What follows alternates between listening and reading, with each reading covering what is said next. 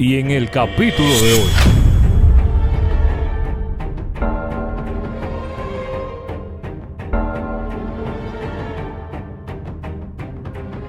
en la República Dominicana, la justicia tiene un nombre, pero una realidad muy distinta. Se llama Ministerio Público, pero en la práctica es una vasija vacía. Un recipiente elegante, sí, pero que depende de demasiadas manos para poder llenarse. Para espiar un teléfono del DNI, para congelar una cuenta en el Banreservas o la Superintendencia de Bancos, para autorizar un allanamiento, la Procuraduría no se vale por sí misma. Necesita al DNI, la Policía Nacional, la Contraloría, la Cámara de Cuentas, la Superintendencia de Seguros. ¿Y quién controla a todas estas entidades? El presidente de la República. La estructura está diseñada para la inacción. Cuando la figura que investiga depende directamente del investigado, o del círculo del investigado, el resultado está prescrito. La justicia se convierte en un baile, y el presidente tiene la música. Estamos externos para darle dinero a gente que no lo necesita. Y entonces le digo a Anabel, mira, dile a tu hijo que cuando él sea grande, nosotros vamos a tener que hacer una reforma impositiva. Porque él va a tener que pagar unos impuestos para nosotros pagar este préstamo que se usó hace 20 años para regalárselo a gente que no necesitaba. Entonces, el clan. Los empresarios libaneses. Una red de poder y financiamiento que opera en las sombras de la política dominicana. El plan era tan astuto como corrupto. A los grandes donantes de la campaña se les prometió un retorno lucrativo, no directamente del erario público, sino a través de Senasa, la administradora de riesgos de salud del Estado. Sin embargo, Senasa no tenía los fondos suficientes para cumplir con estas ganancias prometidas. Así que se puso en marcha un oscuro plan, inscribir a 1 millón de nuevos dominicanos como afiliados, la mayoría sin siquiera saberlo. Al aumentar la cantidad de afiliados, Senasa incrementaría su presupuesto, lo que se traduciría en más dinero para contratos sobrevalorados y pagos inflados que terminarían beneficiando a las empresas de los donantes, en un esquema detrás de la reelección. Por eso, cuando el caso finalmente estalla, cuando los titulares rugen sobre los allanamientos y las imputaciones, un aire de escepticismo recorre el país. ¿Será este caso una verdadera cruzada contra la corrupción, o solo una gran puesta en escena? Ya lo vimos con el caso Intran. Un circo. Se señaló al pez chico, se dejó fuera al abogado del presidente, al círculo íntimo. Se mostró la mano dura, pero no se cortó el brazo que sostiene el poder. La pregunta no es si encontraron la corrupción. La pregunta es, ¿a quién dejarán caer? El clan del Líbano es poderoso, sí. Pero la gente que maneja las palancas del Estado es más poderosa aún. Creo que sabemos el final de esta película. ¿Qué va a pasar? La historia lo ha escrito ya. Y la vasija seguirá vacía. Y los payasos somos el pueblo. ¿Qué compromiso hace un candidato con su sector externo por recibir esos fondos? No entendí. Advertencia. Todos los hechos aquí presentados son presuntamente y alegadamente, hasta que un tribunal competente determine lo contrario. Este es un documental que quizás muchos quisieran que nunca vieras.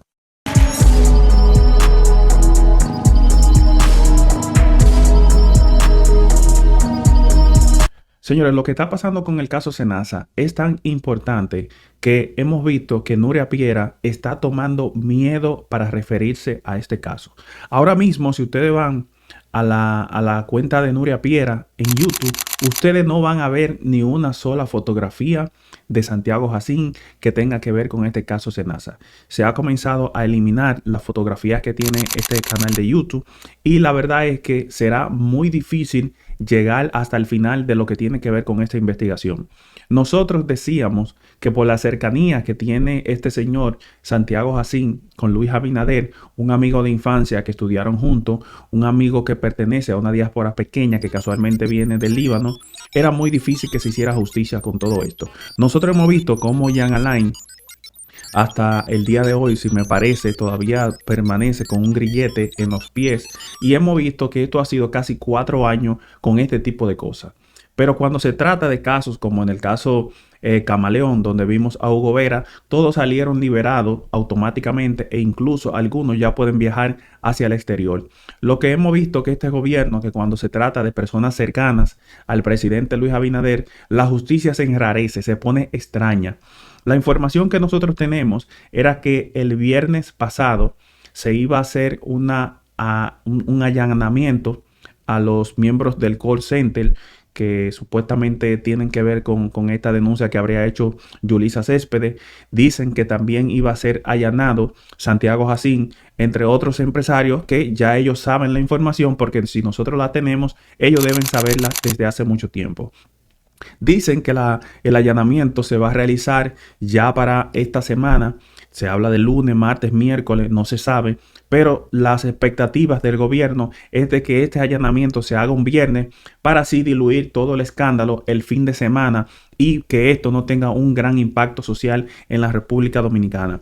A mí me ha traído ciertas preocupaciones porque no sé cómo tratar este tema, que ustedes entiendan lo más específico posible, pero el gran robo que hubo con el tema de Senasa, donde hubo el grueso de dinero, fueron con empresas de contratistas, fueron con empresarios. Y estos empresarios fueron los que aportaron a la campaña de Luis Abinader un 30% de los ingresos que se habría recolectado con lo que tiene que ver con la campaña del 2020 y de 2024. Se habla de que la persona que estaría mayormente involucrado en todo este entramado es una persona muy allegada al presidente de la República y muy allegada al presidente del movimiento OLA o coordinador, que era Santiago Jacín. Señores, vamos a recordarle una de las cosas que Luis Abinader habría confesado, su coordinador habría confesado, que todo el dinero que se recibía para la campaña de Luis Abinader por empresario, Luis Abinader sabía de dónde venía, conocía a la persona y sabía si este dinero era limpio o era sucio. Vamos a ver lo que dice Santiago Jacín en una entrevista que yo pude salvar. Vamos a ver. Todo el dinero que nosotros recibimos es escrutado. O sea, nosotros tenemos que ver de dónde viene el dinero. Porque en la política tú tienes que tratar de cuidarte, porque todo el mundo quiere dar para después cobrar. Manos que dan esperan. Señores, ya ustedes estuvieron escuchando esta parte donde Santiago Jacín dice que todo el dinero que ellos recibían era porque conocían a esa persona y sabía de dónde venía ese dinero. Y esto yo creo que es una revelación importante. Y a esto yo quiero sumarle lo que habría dicho Miki López, de que habría aportado alrededor de 50 millones de pesos. Escuchen esto. Claro. ¿Con cuánto usted cree que usted aportó? Ahí se gastó un par de pesos. Un par de millones. Sí. 10 millones. Un par de pesos. Más de 10 millones. Pero claro. 100 millones de pesos. No, 100 no, posible. 50. No, tengo que llevar. ¿Qué pasa? Usted tiene un número grande. Tengo que chequear la contabilidad, pero. Menos de 50 millones, ¿entiende usted? Nah, anda por ahí. Como 50 millones. Señores, ya ustedes estuvieron escuchando la palabra de Miki López cuando se le estuvo preguntando como cuánto él gastó solamente en La Vega, él, en términos de lo que tiene que ver con el partido político, el PRM, para las elecciones que tienen que ver con La Vega. Se habla de que Miguel Gutiérrez, quien estaría cumpliendo una condena, aportó aproximadamente 30 millones de pesos en Santiago. Pero muchos de este dinero entró, y es la información que tenemos, a través de movimientos externos. Quien lo dirigía para ese entonces era Santiago Jacín, porque los movimientos externos no tienen que dar explicaciones de dónde viene el dinero que aportan. Por eso es que uno tiene que estar muy atento a estos movimientos externos, porque allí es que se escudan y se esconden muchos empresarios que hacen aporte de dinero y lo quieren hacer bajo el anonimato, pero a sabiendas del candidato presidencial, porque ya ustedes vieron lo que dijo específicamente Santiago Jacín, de que Luis Abinader conocía a cada persona que aportaba y que se investigaba ese dinero. Ahora, que se haya asumido los riesgos de tomar ese dinero, yo creo que esto es algo que debe llamar la atención de todos los dominicanos. Y también a esto se ha sumado de que una de las críticas que se le hace a Luis Abinader es de que su composición del gobierno tiene un factor un poquito de confianza. No simplemente de amigos, sino con un estrecho vínculo de confianza, porque algo que se le critica es de que la mayoría de funcionarios que están en el gobierno son amiguitos del colegio, amiguitos de la escuela. Y esto viene de aquí. Escuchen. Luis Abinader será el próximo presidente de la República. Caminando con Luis por las calles y por las carreteras de nuestro país, dijo una frase que nunca se me olvidará. Que una de las cosas que más honor y orgullo le daba a él era que en cada uno de sus actos sus compañeros de escuela lo acompañaban. Hoy yo quiero sentirme tan honrado como Luis Abinader y decirles a ustedes que en cada uno de mis juramentaciones, en cada uno de mis actos, yo estoy acompañado por un grupo selecto de San Pedro de Macorís, como están allá. Señores, estas declaraciones la habría dado Santiago Jacín, quien se considera el brazo derecho de Luis Abinader, quien se considera básicamente el brazo financiero del sector externo. Y lo que hemos visto, que se ha mostrado a través de este canal de YouTube, es de que Julio Jacín estaba muy molesto al inicio con esto de decir que Santiago Jacín no era cómplice de Luis Abinader. Entonces vimos cómo casi 2 semanas Julio Jacín le estaba mandando fuego constantemente al gobierno y de la noche a la mañana ha parado, se ha detenido las críticas. Porque parece que hay una especie de garantía de que a Santiago Jacín no le va a pasar nada. E incluso ya se dicen en los medios de que supuestamente se piensa simplemente hablar de una doble contabilidad y los piperitos del call center, que todo el mundo sabe que eso fue inventado para no afectar a los grandes empresarios que sí aportaron dinero a la campaña y que fueron los que estaban haciendo negocio. Por ahí anda un video de Julio Jacín donde dice que los que tienen que dar explicaciones son los de arriba, que tienen que explicar por qué le mandaron a dar esos contratos a esas personas. Y todo el mundo sabe que todo el que hace aporte a campaña espera de que ese dinero sea retribuido. Porque es que no vamos a ser indios, señores. Aunque sea con un cargo, una gente da 200,000 pesos, 500,000 pesos, esa persona espera que le den una posición durante 4 años y en el mejor de los casos 8 años, esta persona ir a una posición pública a ganar esa cantidad de dinero durante bastante tiempo. Entonces a nosotros no nos queda duda de que con el caso Senasa no va a pasar nada en específico, porque ya hemos visto cómo el tipo de la lotería salió libre. Incluso se hizo un expediente donde él pudo salir libre y es culpado de que él no tenía nada que ver con eso. También hemos visto como el caso Camaleón, donde está Hugo Vera, donde Hugo Vera admite que todo el tiempo tuvo conversaciones con el presidente sobre ese caso. O sea, una clara interferencia del gobierno y del presidente en este caso. Y ese caso del Intran, lo que hemos visto que ha parido mafias y más mafias. Porque ya hemos visto que lo que ha pasado con la licencia de conducir, con las cédulas, con los pasaportes. Es evidente de que eso que pasó, ese escándalo con el Intran, que haya quedado impune, que hayan quedado libres en poco tiempo, lo que masificó la corrupción en esas instituciones. Porque lo que le dio el mensaje a la gente que dirige ciertas instituciones es que estamos protegidos por el poder y no se va a pasar ni 2 meses preso. Y efectivamente, en la operación Camaleón, Hugo Vera salió libre al poco tiempo y ese caso se ha diluido como el agua y el vino.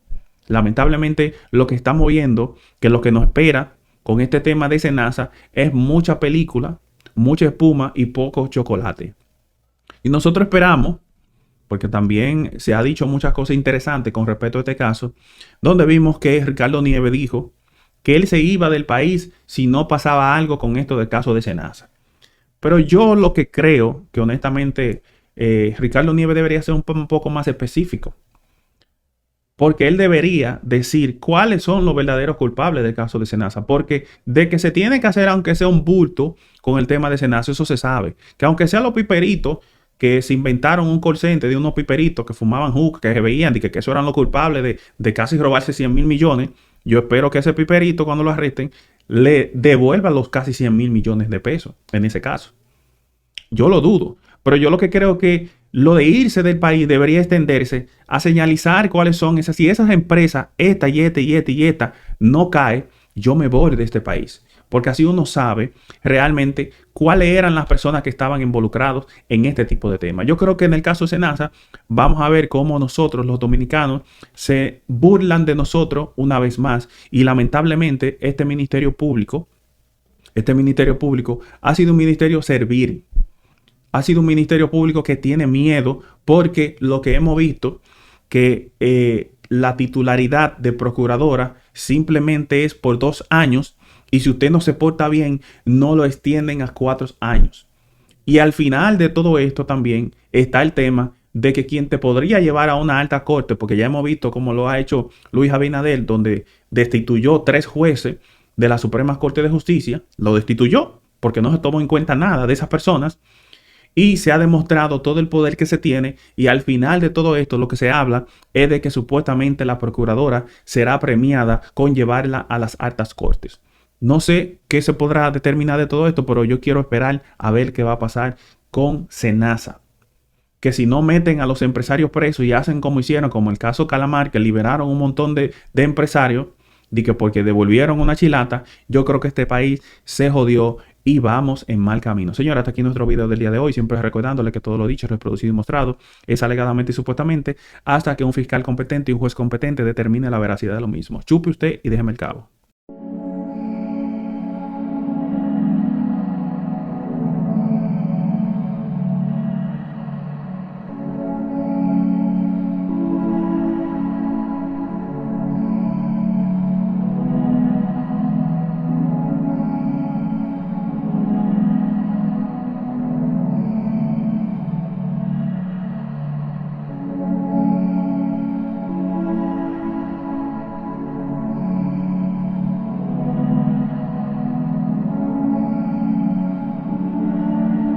Lo que dice la gente es que si fuese alguien del PLD, digamos, yo voy a hablar de Hugo Veras específicamente, estuviera procesado y que no que no procesan a la gente del PLD. Fíjate bien, es un caso delicado para mí, no por mí, sino por lo que creo.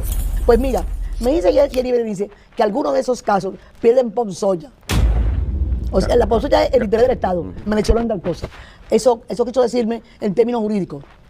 Y es que se debe que a veces las instituciones lo suspenden y entonces no le pueden dar seguimiento por esas circunstancias.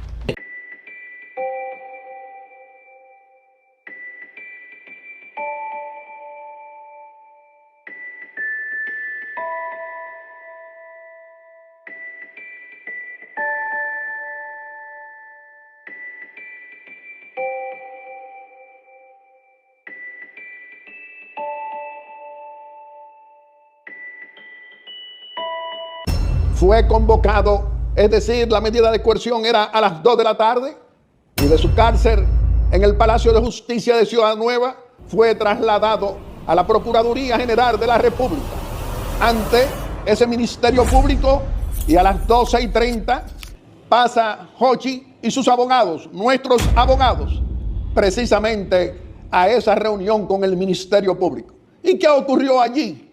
Que se le pide a Jochi que acuse a Hugo Veras, quien fuera director del Intran, es decir, que lo acuse de haber recibido sobornos de millones. ¿Y qué hizo Jochi? Dijo que no hacía eso y que además él no podía hacer algo de esa naturaleza porque no ocurrió. Y además los abogados hicieron un receso para llamarme a mí y preguntarme mi posición. La posición de mi esposa Asunción y la mía fue la misma que la de Jochi, de que nosotros no acusamos a nadie, y menos con falsedades. Acusar a Hugo Veras para que se salve mi hijo con medidas como lo hicieron y han hecho con otros, eso no es posible.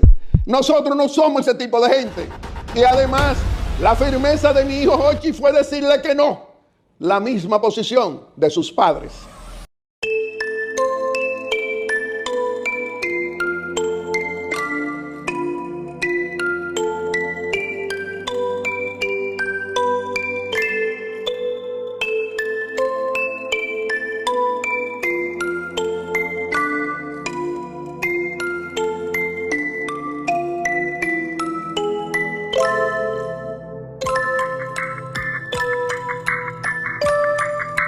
Lo primero es conocer qué piensa de la denuncia que ha hecho Guillermo Gómez. Él dice que se le planteó a su hijo y que los abogados también le llamaron a él para que estuviera al tanto y conocer su opinión de que le plantearon que acusara a Hugo Veras en aras de él tener un tratamiento privilegiado o similar al de otros casos. Lamentablemente no me sorprende. Y lo digo eso porque Hugo en la solicitud de medida de coerción no lo acusaron ni de soborno ni de lavado de activos, a pesar de que el Ministerio Público tenía desde creo que marzo del 2024 las informaciones financieras de Hugo. Si no lo acusan de soborno ni de lavado es porque no encuentran nada. Pero en la audiencia de la solicitud de medida de coerción, el magistrado Camacho en un momento se voltea y le dice a Hugo que él va a encontrar las pruebas del soborno. Lo que sorprende, primero, porque él no lo acusa de eso, y segundo, porque se supone que el Ministerio Público debe ser objetivo en la fase investigativa y no puede decirle a una persona, anunciarle que va a encontrar unas pruebas que no tiene. Eso te iba a preguntar, porque me sorprende eso, porque es un magistrado que tiene cierto expertise. O sea, él hizo una amenaza en un juicio. Mira, yo voy a encontrar la vaina. O sea, él puede hacer eso. Sí, yo la voy a encontrar así. Está en el audio de la audiencia. No, pero eso no está.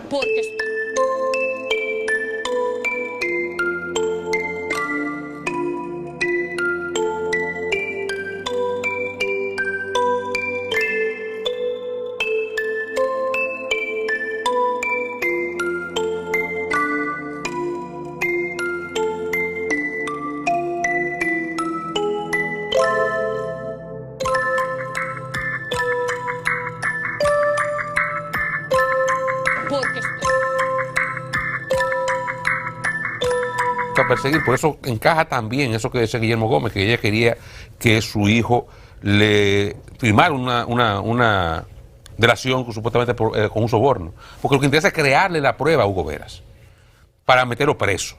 A mí en el caso particular, yo eso sí tengo que decirlo, yo le agradezco infinitamente al presidente su seguimiento, su contacto constantemente con este caso, pero si nuestro organismo de control no funciona, ¿cómo vamos nosotros a avanzar? Parece que aquí hubo algo, ¿verdad?, fuera de lo que se ha visto. Tú has tenido la oportunidad de conversar con el presidente de la República y plantearle todo lo que tú nos has descrito a nosotros, sobre todo que tú entiendes que fuiste... Yo he tenido la oportunidad de conversar, Manuel, con el presidente en varias ocasiones. Lo que uno habla con un presidente no se habla, a menos que él sea que lo quiera hablar, pero he tenido muchas conversaciones con el presidente.